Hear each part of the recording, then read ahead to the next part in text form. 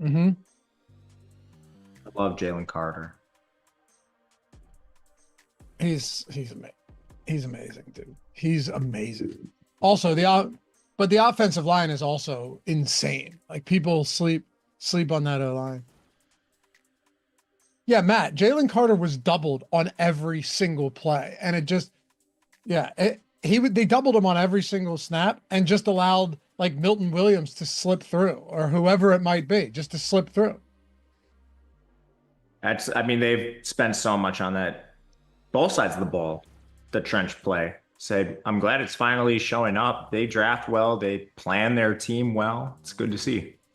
They wheel and deal well is what they do as well. Like They got a Howie, great GM. yeah. It's such a shame Brandon Graham done for the year though. Like and that guy looked like he was 25 again last night. And then he I didn't goes see that. He down, got hurt in the game. tore his tricep. Oh man, that stinks. Yeah. And he's getting older. So who knows like if I think he'll try and come back for another year, but he was having a nice season in the twilight of his career. Sucks, but what are you gonna do? Anyway, hey, good morning. Welcome to the Stokastic.com NFL Showdown Strategy Show. What a game. Harbaugh brothers, the trilogy. First time they faced each other, John Harbaugh edges out his brother Jim 16-6. And then the second and last time they faced each other was Super Bowl 47, 2013. That's the one, if you remember, in New Orleans, where all the lights went out. We thought there was some type of attack, possibly, but there wasn't. And John Harbaugh once again edges out his brother 34-31. Dude, these are two of the most. I love both. I'm a big Jim Harbaugh guy. I'm a huge Chargers fan. I love what he's done with Justin Herbert. I love what he's done with this team. Personally, I'm pulling for the Chargers to win tonight, but one way or another, Matt, this lines up to be an awesome way to close out Week 12. Yeah, it's one of the best games of the entire week. A lot on the line. I mean, the Chargers, kind of this upstart team, a lot better than people thought. The Ravens, I think, kind of where people thought maybe you could poke holes in one thing or another, the defense or the offensive line, but ultimately they're still right in the mix of things. It's a great game. The spread is tight. The total is above 50. It's going to be fireworks, man. Ready to dive into it? I am. Let's do it. You know, a lot of times when you and I do these showdown shows, at least recently, we haven't had, and I think you'll see this the same way I do, because how would you not? We haven't seen a ton of captain quarterbacks in a lot of games recently. You know, we've had some kind of ugly spots, like when you and I did last Monday, Cooper Rush and CJ Stroud, rightfully so. Those guys weren't popping up all that much in the Sims or really anywhere at captain. Who did we have last Thursday? Oh, it was Russell Wilson and it was Jameis. And we got a ton of those guys at flex, not as much at captain.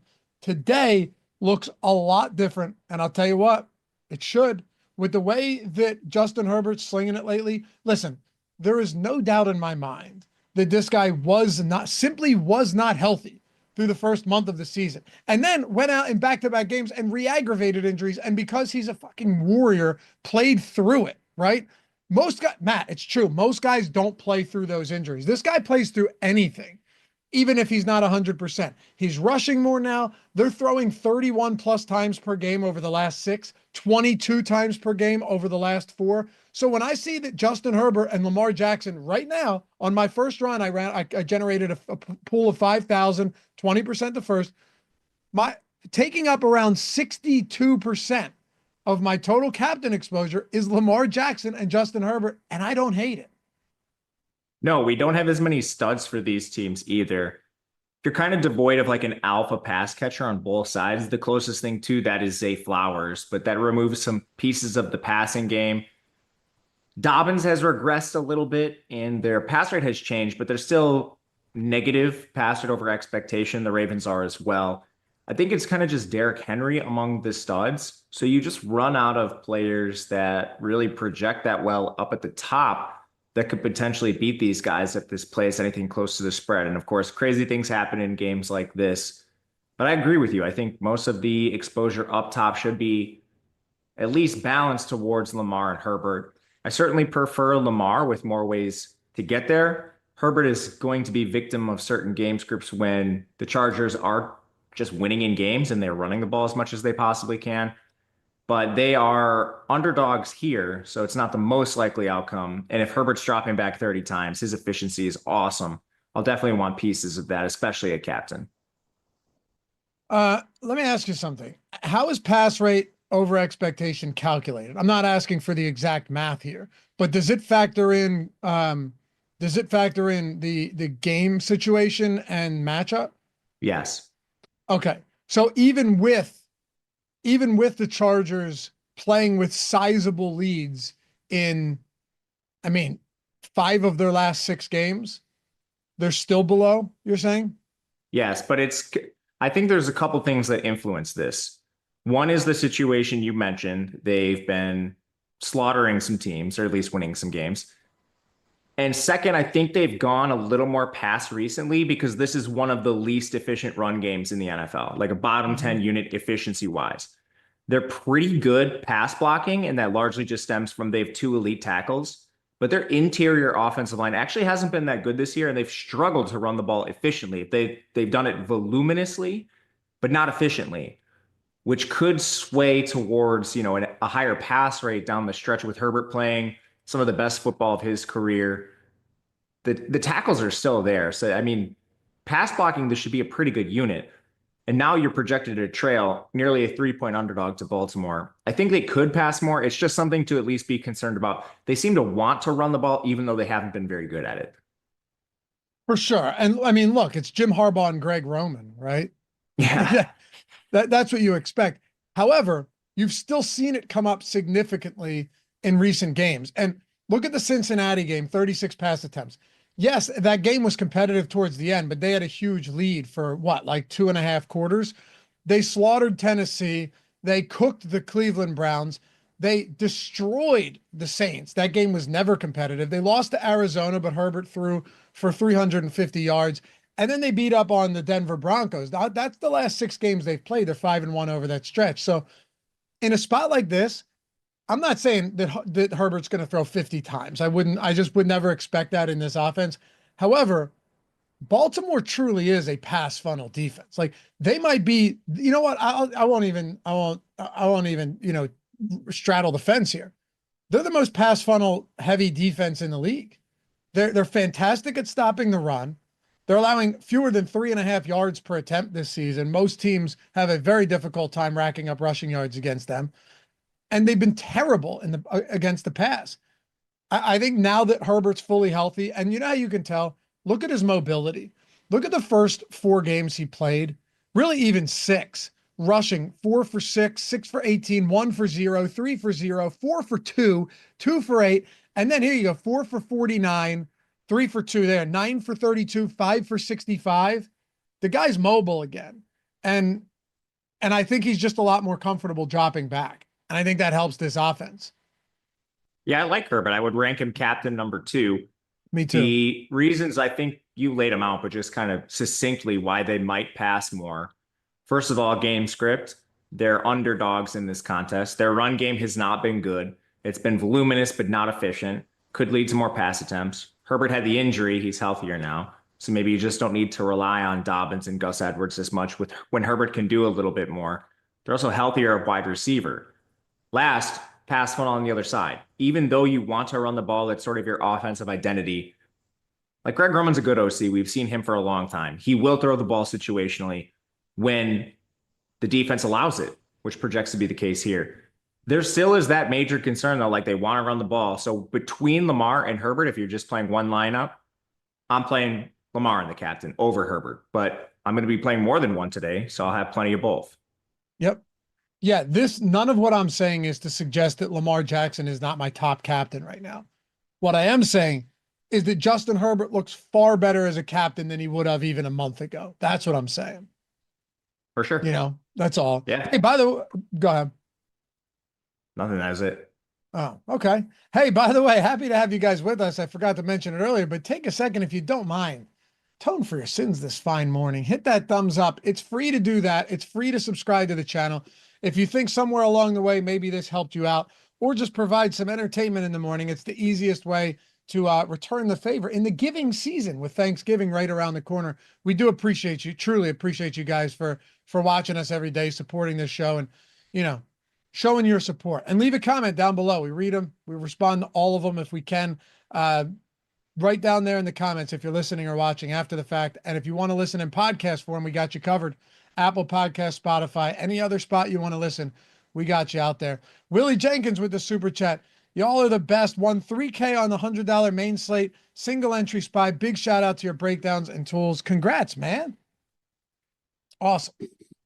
Love seeing that, Matt. Love seeing that the tools and the shows are helping people, you know? Yeah, man, it's awesome. They work. Sometimes you need a little bit more than one slate to see it happen, but as soon as you see one go through the hoop, I mean, the proof is in the pudding. We have people winning every single week, so stick with it. Don't get discouraged. Keep playing. They're awesome, and we have the best slate of games coming up the rest of the way. The second half of the season, the last month, it's the best time to actually play. Dude, I was just thinking about this today, right? So if you've been on the fence, and by the way, Willie, was it you that asked us about the single entry lineup building process for the spy on Friday when it was Greg and myself? Was it you that asked us that and then took $3,000 down in it? If so, that's awesome. Matt, I was thinking about this morning. If you've been riding the fence wondering like, hey, is it time for me to check these tools out? I'm looking for the right opportunity to do so. It just came to me that if you were to do it today, you get the Thanksgiving slate, you get the Black Friday game, you get Sunday, you get Monday. You're talking about a month here, right? You get every week and slate of games and showdowns in between that. And because it's the 25th and there's only 30 days in November, you get the Christmas slate as well. And you start getting those random Saturday slates that pop up late December. People forget about those, but we get Saturday games late in the season. Every week, Saturday slates. Damn right, man. If you guys ever want to join, said it once, I'll say it again. There are links in the description. There's one traditional method. You can sign up for the essentials, the light, the core package, which gets you all of the tools, or the max package, which gets you everything, including the Sims, which is everywhere too. But you can generate up to 10,000 lineups. You can do it the traditional way. You'll see it's Stokastic plus NFL, or sign up with any of our sportsbook partners and just get the month of core $100 value free. You want to build some amazing lineups, win some more money throughout Thanksgiving, the Saturday slates, like Matt said, Christmas. Here's the time, man. Click that link. It's the first one, right? Scroll down. You'll see claim offer. All you do is sign up on a sportsbook, deposit. Usually it's $5 or $10, right? Get your bonus bets on the sportsbook. And then after your first bet settles, do it on a Tuesday or Wednesday. So you got in for the Thanksgiving slate. After that first bet settles, all you do is take a screenshot of your first settled bet and a screenshot of your welcome email from that book and email them to us at support@stokastic.com. Simply follow those 4 steps. That's it. And then tell us what sport you want. You have the entire month for free, $100 value, all of our tools for that sport, including the Sims, including the single lineup Sims, top stack tool, all of it. You got it, baby. That's all you got to do. Oh, and let's say you wanted to sign up at 3 of them. Guess what? You got 3 sports books, and now you got 3 months of core. Yes, you can stack as many as you want and stack as many bonus bets as you want. Link is the first one in the description. Literally no better way to get our tools right now. I don't know how long we do it, but for now, this is the way to get in on the action. And you got it all the way through Christmas, baby. 21 years or older to gamble. Gambling problem, call or text 1-800-GAMBLER. Oh, and also, if you're in non-legal betting states, all the pick'em sites are included as well. Let's get into it. Oh, Willie Jenkins said he built it using the single lineup sim, Matt. How about that? Yeah, let's go. Can't say I'm surprised. That's an awesome tool. Congratulations, man. Enjoy that. Hell yeah, dude. Hell yeah. And thank you, Garrett. I appreciate that support. Let's do it. So we kind of dove into it a bit at Captain. That's where I wanted to start, just looking at my exposure to Jackson and Herbert.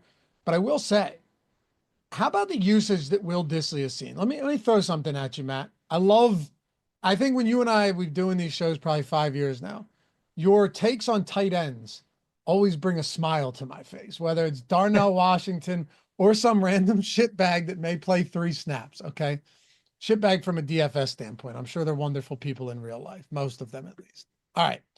Will Dissly, since Hayden Hurst, because remember, Hayden Hurst was getting a lot of work, and now he's kind of been phased out of the offense. Like, he was clearly the top dog through the first month. Then they had their week 5 bye. He got hurt after 7 snaps in week 6. So if you take week 6 through week 11, right, where he's either been hurt or essentially phased out of the offense, Hayden Hurst has a 20.5% target share. He's getting targeted on 26% of dropbacks, or I'm sorry, 26% of routes run. And he's actually been good. So when I look at someone like Hayden Hurst in a good pass funnel matchup, or I'm sorry, Will Dissly, not Hayden Hurst, Will Dissly, he's been involved a lot. His snap count may not suggest that he's been clearly the guy, but over those last 6 weeks, Dissly has 37 targets. All of the other 4 tight ends combined have 10. I love Dissly from an opportunity standpoint. The only And thing I that's think salary, right? is the I price. know. I know. And I don't think he is anywhere to go but down, which is like he can't possibly see more opportunity compared to what he's seeing because he's only playing about 50% of the snaps, 60% maximum.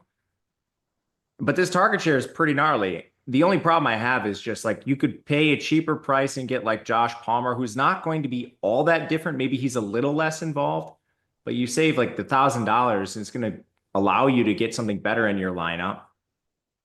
It's just tough for me to click Dissly at that price. Is the only on the other side, you have more options as well. Isaiah Likely's down there. It's just a price thing, man, where he's so close to players that are expensive and true difference makers, and then not that much more expensive than some of the value guys I'd rather play. It's tough to click Dissly on this slate, in my opinion. I think I like him a little bit more than you do, only because I could see this turning into a game where Herbert throws close to 40 times. And if that's the case, and if you're talking about like a 20% target share on 40 targets, or even a 20% target share on like 37 targets, you're still talking about like a solid 7-8 target game for Dissly. And he's been effective. Baltimore struggled mightily against tight ends. So I actually don't hate him. I know you don't hate him. You're just talking about the kind of, that price point is a bit prohibitive. I'm still on board with Dissly today.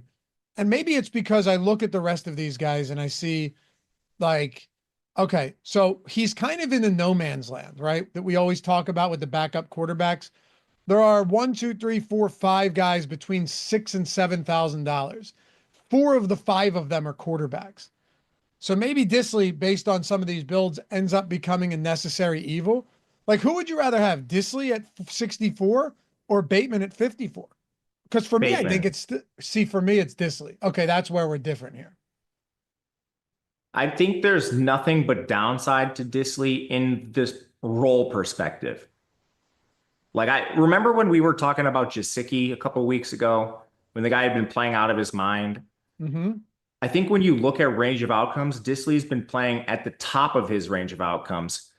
And he could continue playing there, but I don't see any additional ceiling compared to what he's given us. I think there's only downside, but I don't know. At his current role, which is obviously like a median projection, he's fine because of his price. I ended up with 28% in the sim run, my first one, which I'm not upset about if that's where it ends up. I'm probably not going to actively drop that. We'll see though. The only thing I could see doing is smoothing this a little bit, maybe between him and like a Palmer or something. I'll tell you this, I absolutely prefer the Ravens tight ends to him. You do? Okay. Yeah, for a cheaper price. Yeah, I like the Ravens tight ends. I have a good amount of both of them, but it's like I'm trying to hit a moving target with those guys. I never have any idea who it's going to be. Yeah, you just take shots on them both. You pretty much have to, right? But I mean, okay, so if Isaiah Likely was out and we had a showdown slate where he was, then it's just clearly obvious. But I think Will Dissly's target share is more secure. He's also more expensive. I think all 3 of these guys are in play. You know who I'm not getting to that I would like to get more of? I might give him a little bit of a boost. You're not going to like this one. Quentin Johnston. If you look at like touchdown rates, he's almost like the number 1 guy bound for regression just based on his role. But he's still on the field every single snap. So I don't think he's like the craziest guy, but he is just very clearly going to regress at some point. So he's bound for regression, yes. But in the 8 games that he's played, he has 13 red zone targets. No one else on the Chargers has more than 6. So while I do expect him to regress there, and I don't expect him, like, he was top 3 in touchdowns going into this week, and he only played 8 games. I do not expect that to continue. But the usage that he's seen in the red zone has been remarkable. Like, he has been Justin Herbert's far and away top target in the red zone.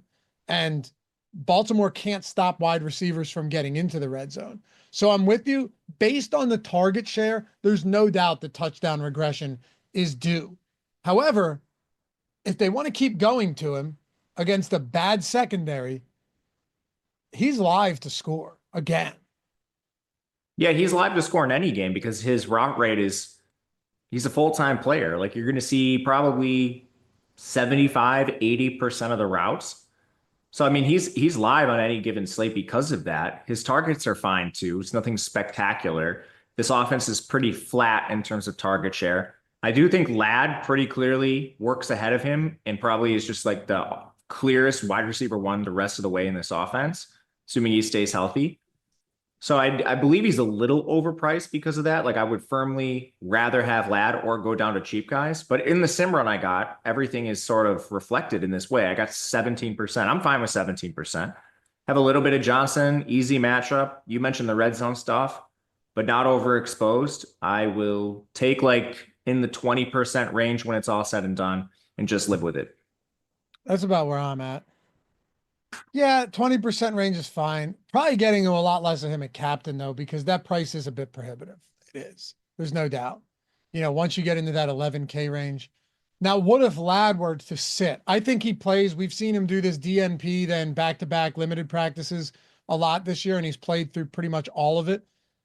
If Ladd sits, then you have to be bumping up everyone in this passing game. Yeah, he would probably be one of the best plays on the slate then.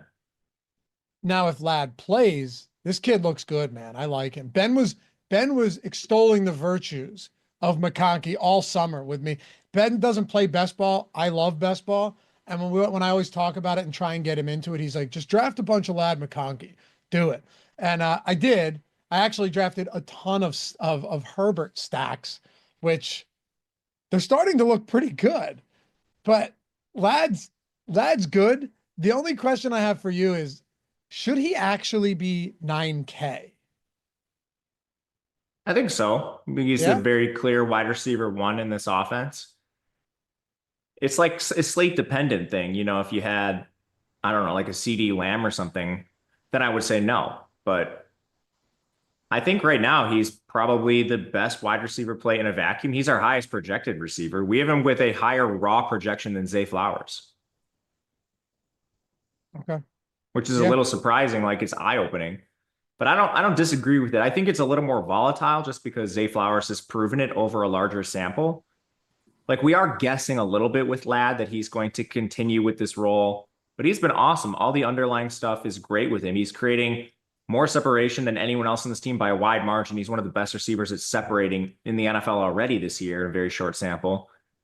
He's a reliable target that Herbert, I think, should only develop more rapport with. Oh, I don't see it going backwards. Definitely not. Yeah, there's no way. I mean, remember, Ladd and Herbert both missed a lot of training camp. Herbert missed most of training camp. Yeah, man. I mean, who else are you going to throw the ball to? And luckily, we're not witch casting that much because, I mean, their second most involved player is Will Dissly. You know, like, I don't see Palmer really taking a step forward. Palmer's kind of locked into his role. Johnson, I think, honestly could see a slight step back in his role if Ladd continues to take a step forward. And I think Dissly's absolutely been playing at his ceiling. I don't disagree there. Yeah. In the 8 games that Johnston has played, so you've had 49 targets for McConkey, 37 for Johnston, 28 for Dissly, and 21 for Palmer. Palmer's the clear 4th there, though, still, I think. Yeah, I think so. It's probably a little closer than I think people want to admit, but like, I don't know. I have a hard time with Johnson sometimes. Yeah. Especially like in the last game he had a pretty good game against the Bengals. Like all he can really do, if you look at some of the route rate success stuff, all he really does is either catch a screen and then they get his athleticism in space, or he runs a go. He can't do anything else very effectively. And all the Bengals had to do was like defend him and not let him run just straight down the field uncovered. And they literally just let him do that. So I'm like, most teams just aren't going to be that dumb. So I think it's probably like Johnson's been running hot this year, which has obviously cost other players that aren't scoring those touchdowns. So I mean, I like what our Sims gave us. I don't disagree with anything there. So this is all just like a preference thing. If you're playing a couple lineups, how do you prefer to use the Sims or use the players we're allowed? And I would prefer not to use Johnson if it's a small portfolio of lineups. But yeah, I mean, he's still super involved. I think Ladd only has room for growth though, because of some of the weird nuances that LA has played through this year. You know, you're right about what teams should do against him, but the Ravens should have done that against Jamar Chase twice. Like, and I'm not saying that Quentin Johnston is even remotely close to Jamar Chase. What I'm saying though is, how many times did they just forget about Jamar Chase in those games? Like, it was seriously, go back and watch it. There were times where there wasn't a receiver within 15 or a corner within or a defender within 15 yards of him. You make a good point, man. You make I watch like Quentin Johnston's routes against the Bengals. And I'm like, teams aren't going to possibly do that. And you bring up a fantastic point.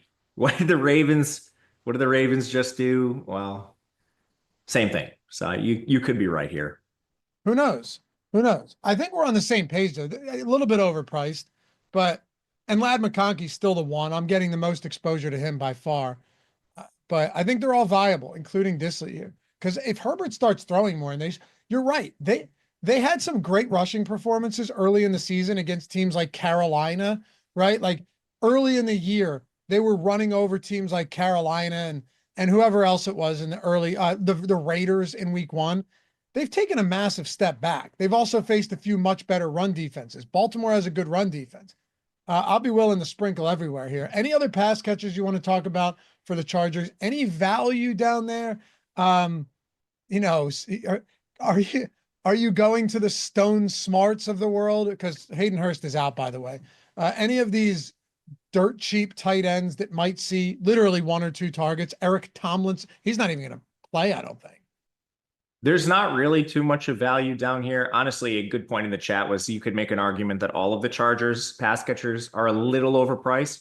And I think that's a very valid point. I think you could make that argument. That's what I was just saying. I totally agree with that. Yeah. Yeah. And because of that, you sort of have this trickle down effect where anyone who's a rotational player, I don't think is really in play because it's pretty condensed.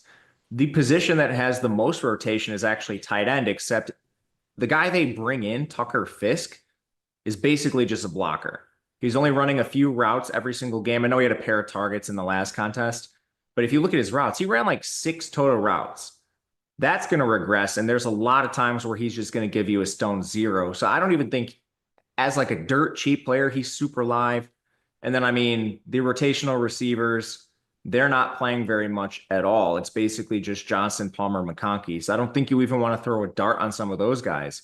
Unless you're playing, you know, like the lotto style, huge field stuff, then you possibly could.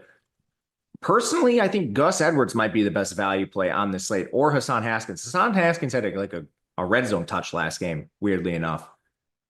But I don't know. Very, very tough to play any super cheap Chargers guys.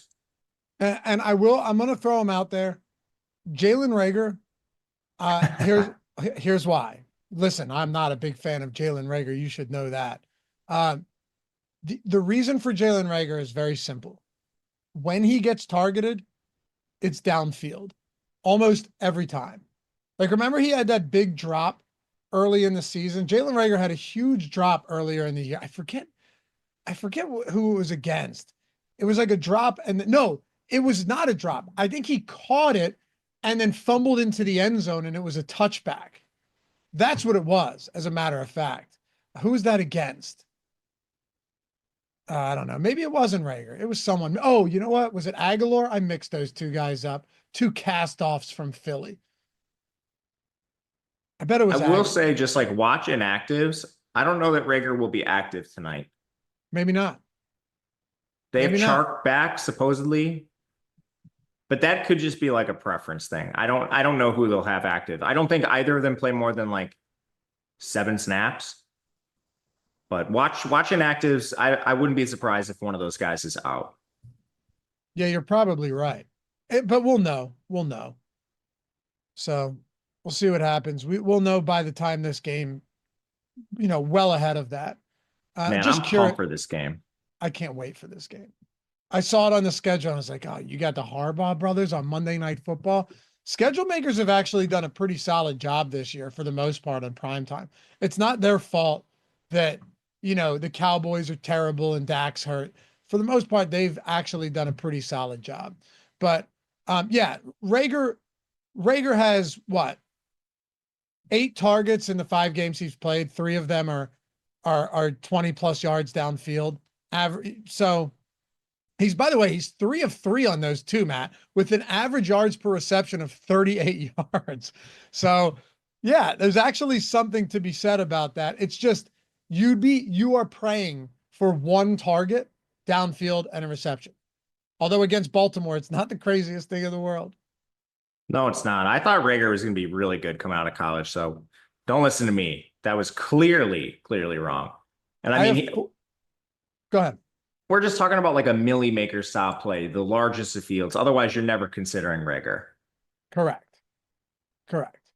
I have 4% Rager. I have like 1% Tucker Fisk, 1% Stones. So essentially I have 1 lineup with those guys, So that's it. But I think it was Aguilar. Speaking of Nelson Aguilar, Matt, he's on the other side of this game. I do need to ask you quickly about Dobbins and Gus Edwards. Dobbins is getting a lot of work for sure. And he played 73 or so % of snaps last week. I feel like he's going to be one of my most underexposed players this week because while he ran 30 plus routes last week, they just don't target him. You're absolutely right. The volume is there for Dobbins, but like most players on this team outside of Herbert and maybe McConkey, I think you could argue he's just a little too expensive. He needs to get there on volume, which is possible. Like, I don't want 0 Dobbins, but I think that just makes him a cut below the Lamars, the Herberts, even probably the Lads, price adjusted. I would rather have them over Dobbins, but absolutely not going to play 0 of him by any means. I also think he's better in the flex for a lot of those reasons because the volume is good, but I think you could really question the ceiling with the other players on this slate. Yeah. When it comes down to it, the price point on Dobbins at 10K is pretty rich.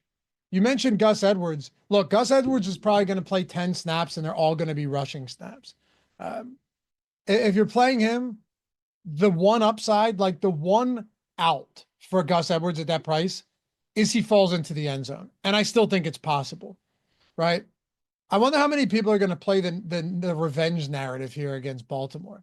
To me, it would be silly. Plus, if you're doing that, who's it going to be? Dobbins or Gus Edwards? Don't play the revenge narratives. We talk about this every week. You're absolutely right on Gus Edwards. A lot of times these 2-down grinder change of pace backs have 0 ceiling, but Edwards, being the big back he is, actually could fall in the end zone. The only concern I have is they put Hassan Haskins in for a goal line snap last week. Wasn't even Gus Edwards.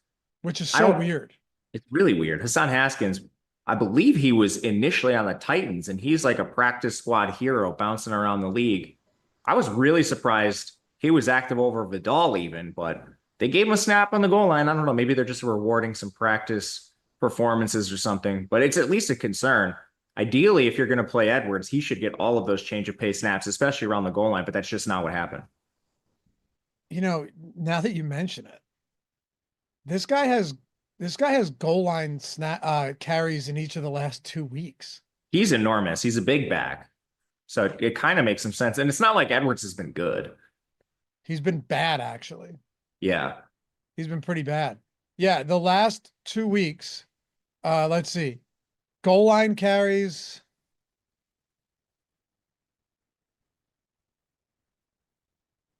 Hold on. I gotta decrease the snap count to all here. Yeah, Let's and I see. mean his snaps, he hasn't played more than nine. He had a season high 9% of snaps last game. Wow. Let's look at this. This makes me like Gus Edwards a lot less.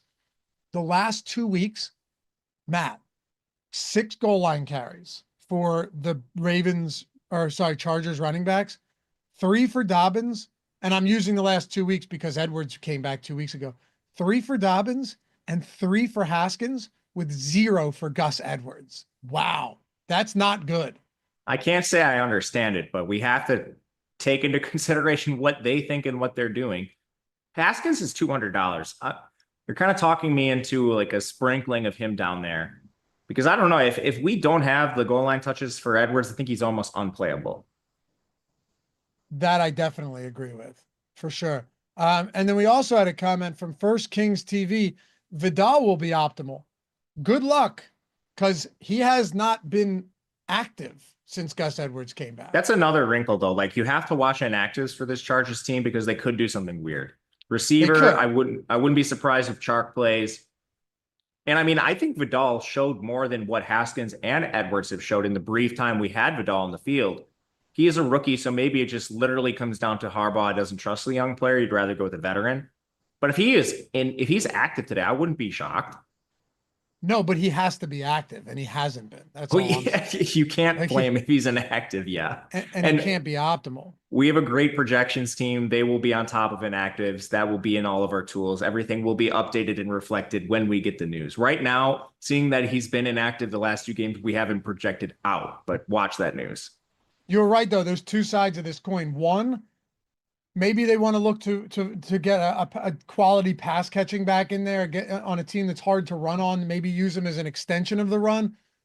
Or 2, do Harbaugh and Greg Roman just trust the vets more? You can't tell me this game doesn't mean a lot to Jim Harbaugh, like against his brother on Monday Night Football. Every game means something to these guys. Don't get me wrong. But this is an important game, Matt. 100%. I think it is that they trust veterans. Me too. Because Edwards hasn't been good, but they still have some faith in the guy. All right, let's talk about Baltimore here. Do we even need to spend much time on Lamar? He's just always again, it's a 50.5 total game. I think he's going to run more today too, by the way. He's the best play on the slate. He's playing it until last week. Like he was very much in the MVP conversation, and I don't think it would take that much to put him right back towards the top.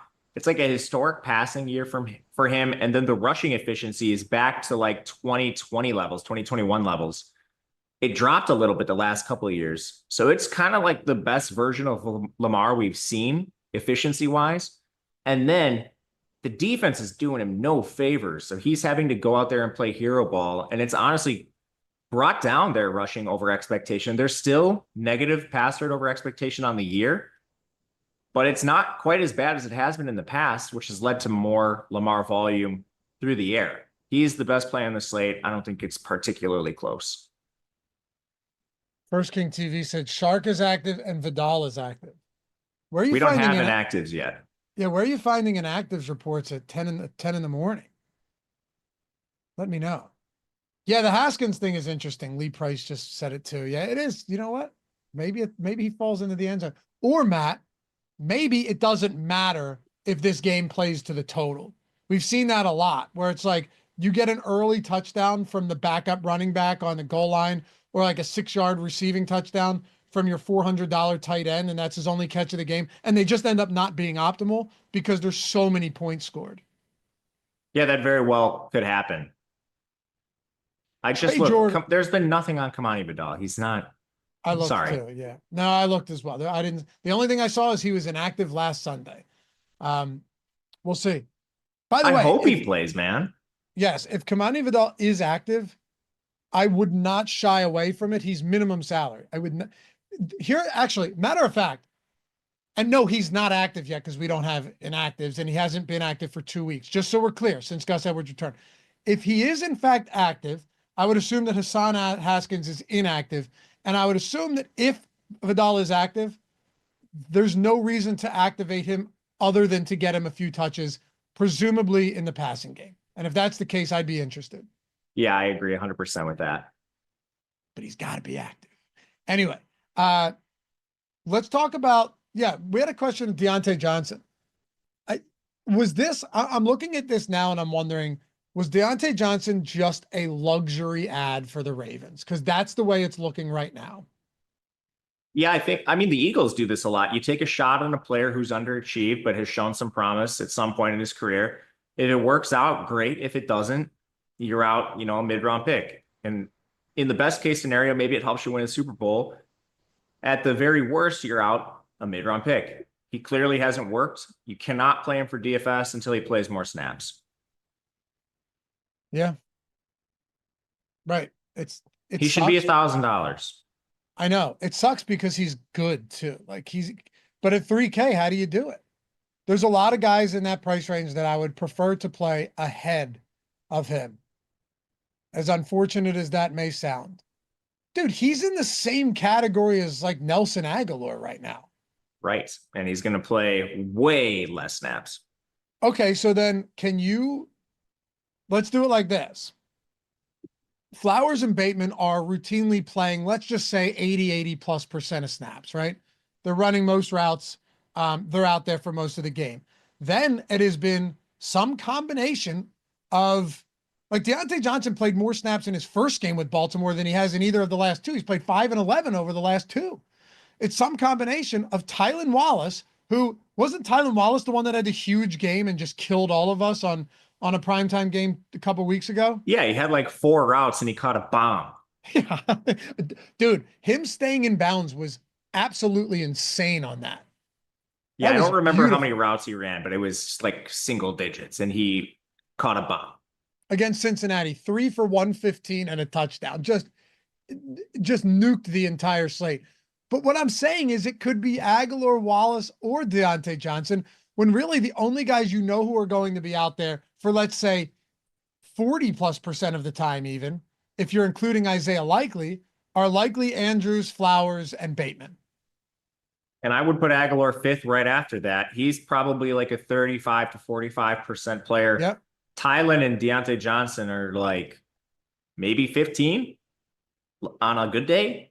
Yeah. In certain game scripts, they're going to be like single-digit snaps.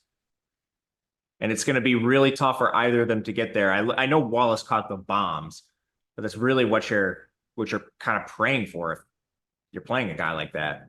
It's the same thing I said about Rager on the other side of this game. You're hoping for like the targets. And Tylan Wallace has 4 targets on the season. Granted, they're over the last 2 games. So that's, at least somewhat of a positive trajectory, I guess. But he's awesome. I wish he was on a different team and could get more opportunity. Put him on Carolina. Let's see what he could do. That'd be fun. Yeah, and then if he does nothing, have the Dallas Cowboys trade a 3rd rounder for him.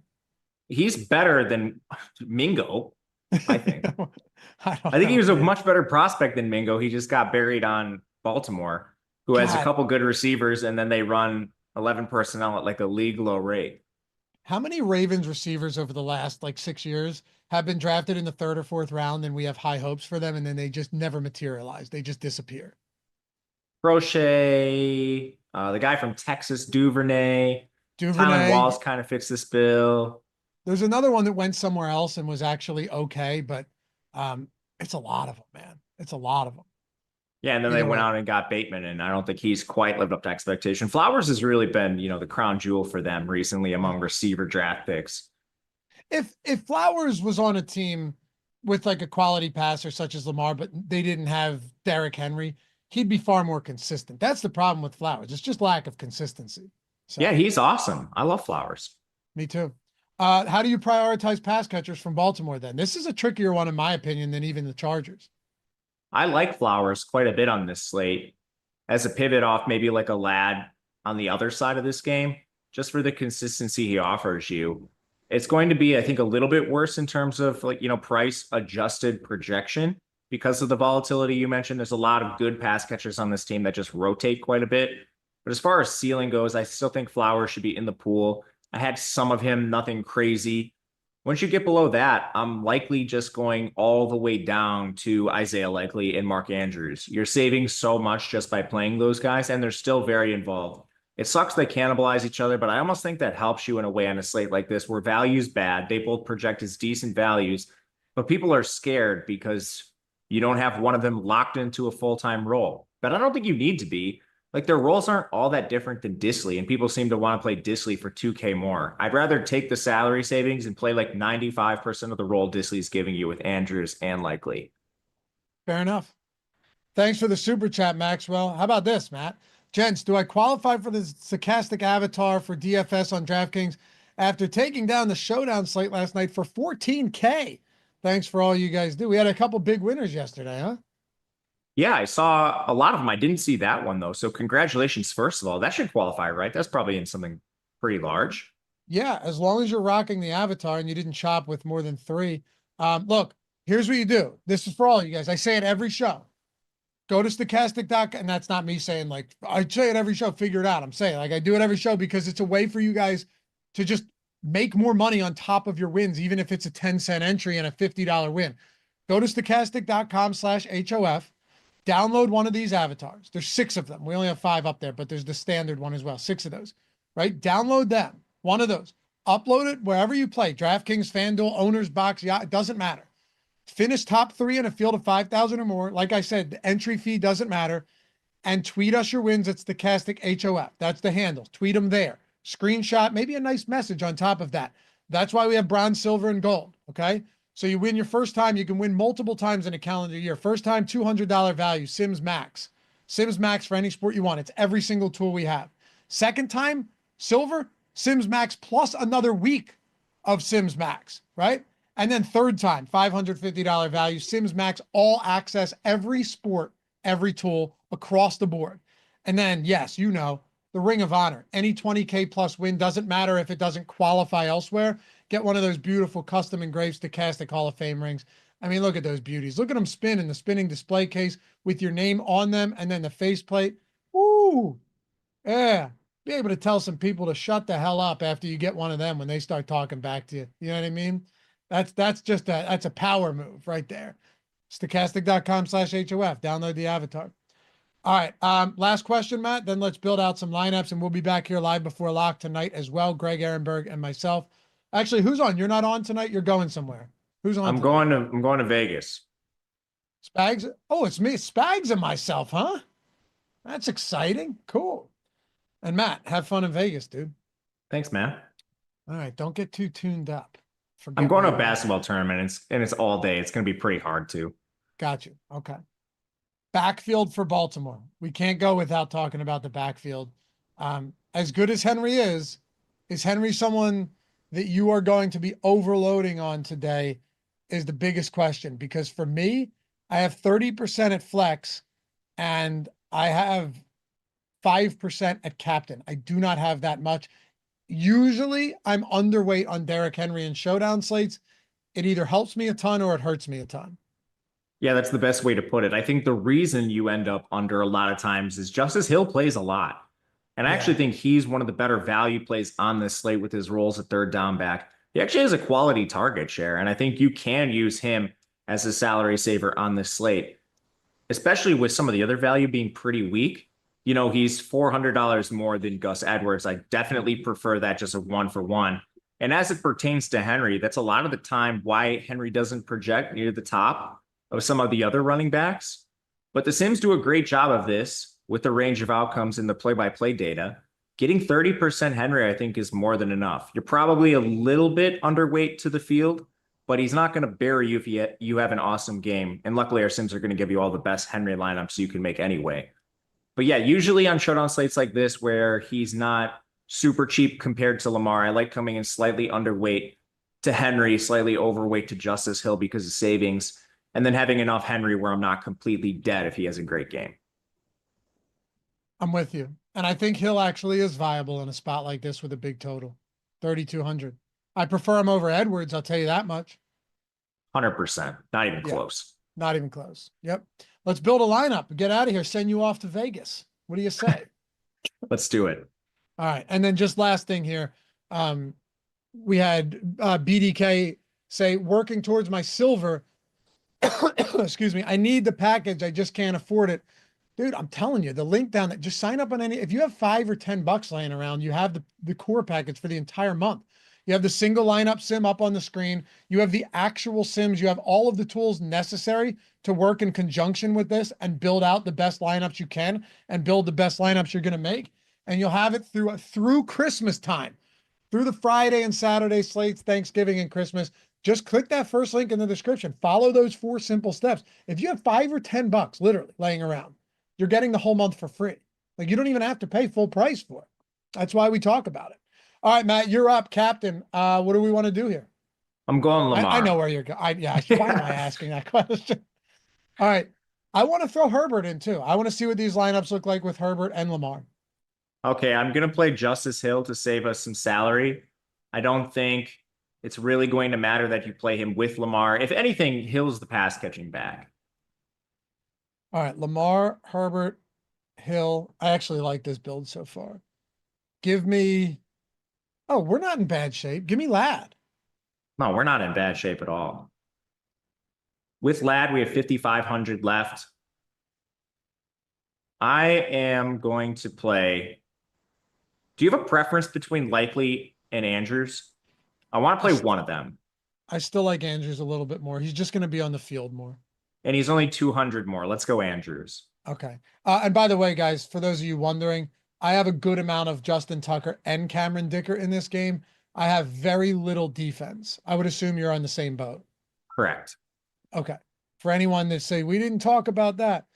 All right. So you went with, if we go Likely, we can get Disley. If we go Andrews, we can't get Disley. Interesting. But I don't really care. I'm not the biggest Disley guy. No, but we do have Herbert. That would give us Lamar, Likely, and Justice Hill. Let's try it with Disley and Likely. Okay, Disley and Likely.